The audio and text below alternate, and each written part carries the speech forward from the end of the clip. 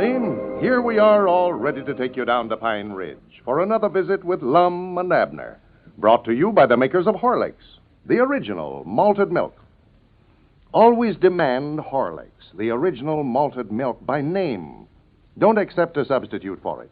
Horlicks, you know, is made from only rich, full cream milk and the best of wheat and malted barley. That's why, for flavor and richness, and for results, too, Horlicks is so superior to imitations. Mere mechanical mixtures of skim milk and inferior malt powder, uncooked cocoa, and a high percentage of ordinary sugar. You can't expect to find Horlicks' nourishing, energy-giving qualities in those mixtures. No, Horlicks malted milk stands unequaled. Rich in precious vitamins and mineral elements, Horlicks is a great food drink for growing children. It helps children to develop sound and healthy bodies, good bones and teeth. And Horlicks is so delicious, so tasty, children never have to be urged to drink it regularly. Horlicks malted milk comes in both natural and chocolate flavor. Get a package of Horlicks from your druggist tonight. And now, let's see what's happening down in Pine Ridge. Yesterday, Lum announced that he and Abner were going into a new business in order to raise some immediate cash while their matrimonial bureau is getting on a paying basis. Abner is confined to his bed as the result of the fake automobile accident that Lum devised to arouse Elizabeth's sympathy so that she would listen to Abner's explanation of their recent misunderstanding. Abner is living in mortal dread that his wife might learn that the automobile accident was a fake, and that he and Lum have allowed Squire Skimp to swindle them out of their Jot-'em-Down store while she was visiting in Texas. As we look in on our old friends today, we find Dick Huddleston over at Abner's house discussing the accident. Listen. No, all I know is that automobile hit me. I don't know who it was or what kind of car or nothing. Well, I told Elizabeth I'd try to help her find out who it was, Abner. She was asking me this morning if I wouldn't help her. Yeah, I know she's awful interested. She's been asking me questions about it all day. Well, she's pretty mad about it. I feel sorry for whoever done it if she finds out who it is. I reckon she told you what she done to Ezra Seastrong. Ezra? No. Well, she was out this morning trying to find out who done it, and she seen Ezra Seastrong sitting in his car, and his car had a bent fender and a broke headlight where he'd hit a cow last week, but she never asked him no questions, just reached in there and snatched him out and give him a good flogging and throwed him back in and walked off. But I know that Ezra never done it. No, I know it weren't Ezra. And I reckon the licking she'd give him would do him good anyway. Yeah. Well, I'd like to find out who it was that hit you, Abner, and see that he's dealt with for it. Well, sir, I don't believe we'll ever find out who it was. I just got a feeling that we won't. Well, I'll find out who it was if he's in Pine Ridge. Well, I wouldn't look too hard for him, Dick. I wouldn't want to cause nobody no trouble over it. You mean that you think it's all right for somebody to drive around town here at breakneck speed and run over you and break both of your arms and not even stop to see how bad you were hurt? Well, I don't think he aimed to do it. Now, I don't think he aimed to break both arms anyway. I think it was just an accident. Why, sure, I don't think he run over you on purpose, Abner, but he ought to be taught a lesson. There's too much reckless driving around here. Yes, there is. We've got speed laws here in Pine Ridge, and they ought to be enforced. Us citizens ought to get together and see that they are, too. Well, you're the constable. It's up to you to see that they're enforced, Abner. Yeah, that's right. I am, ain't it? Well, I don't think that feller that hit me, though. I don't believe he was driving reckless. Well, he must have been if he's driving down the main street that fast and didn't even blow his horn. Didn't he blow his horn? Well, you said he didn't yesterday. I did. Well, he must not have then. I know I wouldn't tell no story about it. You don't know what color the car was, Abner, or anything about it like that, do you? No, I sure don't, Dick. I don't recollect a thing. Wait a minute. Come in. Well, howdy, Lum. Gentlemen. Well, Lum, Edder. Come right in. Draw yourself up a rocker there. Yeah. How you feeling today, Abner? Oh, all right. I'm tired of laying in bed this way. How's Elizabeth feeling? Elizabeth? I mean, is she still in a good humor with you? Oh, yeah, she's in a good humor now. Well, I think it's all right for you to get up and stir around a little, eh? Well, I don't know now, Lum. If I was him, I wouldn't get up for a few days yet. He had a terrible shock there, you know. Yeah, that's right. I forgot. You better stay in bed till you tell Elizabeth about us losing the Jot-'em-Down store, Abner. You'll have a shock worse than an automobile hitting you if you don't. Haven't you told her yet, Abner, that you and Lum aren't in the store business anymore? No, I just can't bring myself to do it, Dick. I know how mad she's going to be. Well, now, you better tell her. She's going to find out about it sooner or later, and the better get it off your mind right away is what you better do. That's what I've been telling him, Dick. Well, I started to this morning. I started to question her about it and asked her what she'd think if we was to sell the store. What'd she say? Oh, my goodness, she just blowed up. Said that was one thing that she wouldn't stand for at all. Just Mike and I went into hysterics over it.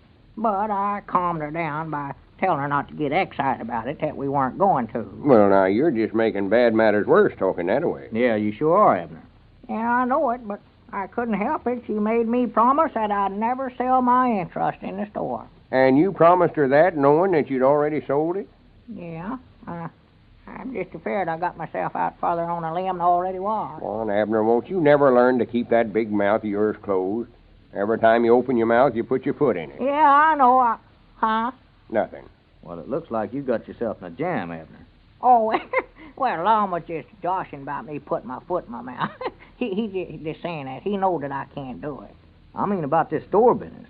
Looks like to me you fellas are going to have to get a stock of merchandise and get that store open before Elizabeth finds out anything about it. Grannies, I believe that's a good idea, Dick. Yeah, I know it is. I wished we could. Yeah. I ain't been happy since we sold out over there. Me neither. I'd just give Mike and I anything if we could start up again. Especially with Elizabeth feeling the way she does. All we got to do now is figure out a way to get the new stock of merchandise. Well, what was this new business that you was telling me we was going into yesterday, Lum? I've been waiting all morning for you to come over. Why, well, I'll tell you about it some other time. Well, here, now, you fellas want to talk business. I'll get on out of your way here. Oh, no, sit still, Dick. I never meant it that way at all. Sit down, Dick. Oh, I know you didn't, Lum, but I've got to go anyway. I ought to have been back long ago. Well, I hope you get along all right, Abner. Yeah, thank you, Dick, and I'm glad you come over. Well, I'll see you later, then. So long. So long, Dick. I hope Dick never taken no defense at what I said. I just might not busting to tell you about this new idea, though. Oh, yeah, well, he never thought nothing about it. What is it, Lum? Looky there. Huh? And there's what we're going to stock the store with. Stock the store? You mean we're going to put in a whole store full of these fountain pens? That ain't no fountain pen, Abner. That's a flashlight. Huh? Let me show you. See, just press that little button on the end there. And looky there. Yeah. Well, I do know. Well, I ain't that the beatin'est thing that you ever seen. What will they think of next?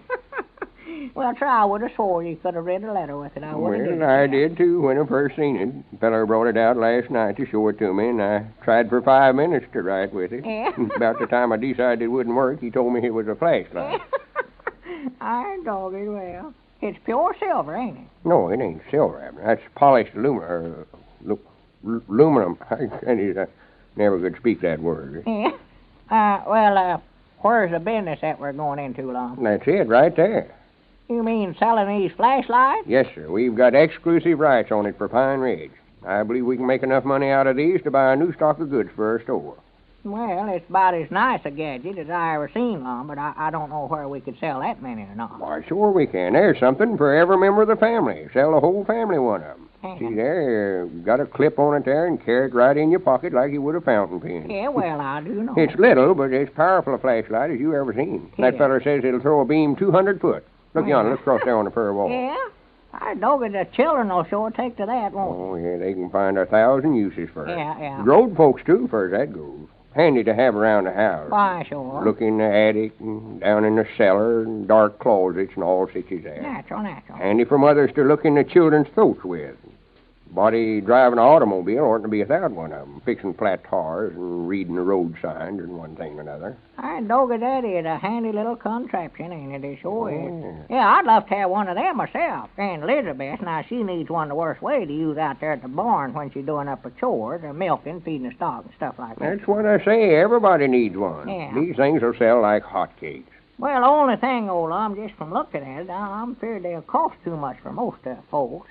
What do they cost? Well, the price of them is 75 cents, but now, wait a minute. I ain't told you all my idea yet. Yeah. I've got a way figured out to where we can let every man, woman, and child in the United States have one of these Yeah, things. well, now, wait a minute now, Lum. You're covering a lot of territory there now. Here's my idea, Abner. I was thinking about getting some great big company interested in these, and natural, I thought about the Horlicks Malted Milk Corporation. Natural. You know, they was nice enough to send out the Pine Ridge News for us when all of our friends wrote in for it a while back. Uh-huh. So I just sat down a while ago and wrote Mr. William Horlick a letter, personal. Oh, well, I believe I'm catching on now. Listen to this. Mr. William Horlick, Racine, Wisconsin. Dear Mr. Horlick, we are sending under separate cover a fountain pen flashlight which we think you might be interested in using in an advertising campaign of some kind. Uh-huh. This is something that every man, woman, and child would appreciate having, and if you are interested, we can supply you with any number you want, as we are exclusive distributors for Pine Ridge. Yeah. Please let us hear from you by return mail.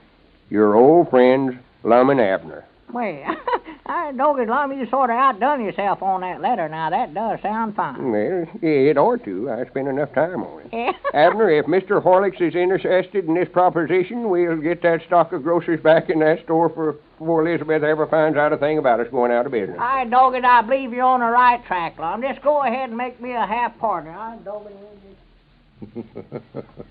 Well, if Lum's idea works, the old fellows ought to soon be back in the store business again. And now, let's look in for just a moment on the Carter home, where we find Lucille Carter and her friend Ann Hughes. Anne, I'm awfully worried about little Joan. Why, Lucille? She's not getting on well at school. You know, her teacher dropped in to talk to me about it yesterday afternoon. What seems to be the trouble? That's just it. I don't know. Her teacher says she's listless and restless in classes. She doesn't seem to be able to concentrate on her work. I wonder what can be the matter with her. I think I know, Lucille. Really? What? Nothing but hunger. Hunger? Nonsense. You know that I've always been very particular about Joan's food. Why, she's a well-fed child. Of course she is. But, Lucille, you don't realize how quickly children burn up food. Food doesn't stick with them like it does with adults. Joan probably gets hungry when she's at school, and so her energy sags. And she's so uncomfortable she can't keep her mind on her schoolwork. Well, what can I do? I can't just force her to eat bigger meals. That would probably do her more harm than good. Let her carry Horlicks malted milk tablets to school with her. Horlicks tablets? Yes.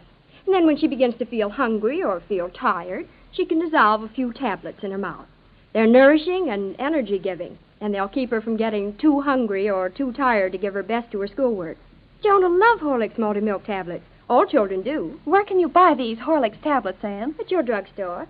They come in both natural and chocolate flavor, in a small 10-cent size flask, and in other larger sizes. And there's a mighty fine tip for all parents.